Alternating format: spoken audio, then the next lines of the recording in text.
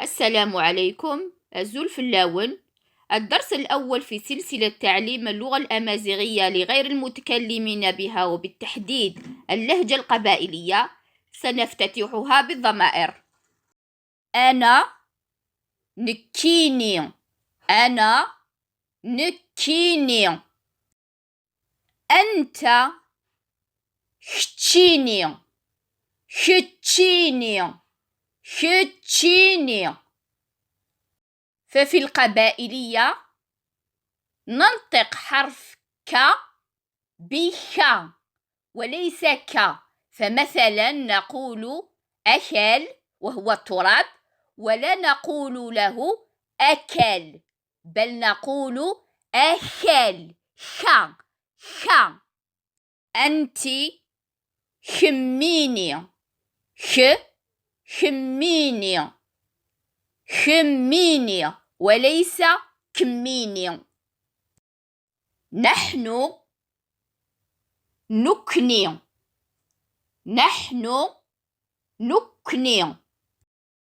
أنتم وأنتما سواء الجمع أو المثنى، فنقول له بالقبائلية هنوي، هنوي، هنوي.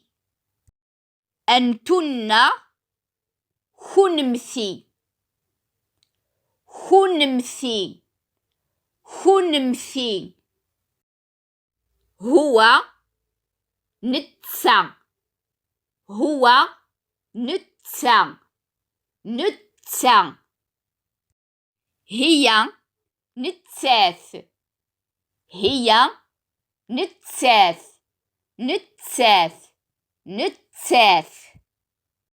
هم وهما، هم وهما سواء الجمع أو المثنى، فنقول له نثني، نثني، نثني، نثني.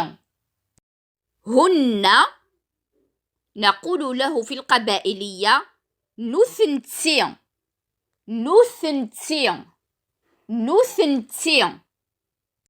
أنا نكيني، أنت خشيني، أنتي خميني. أنتم وأنتما هنوي، أنتن هنمثي. هو نتسا، هي نتساث. هما وهم نثني، هن نثنتي.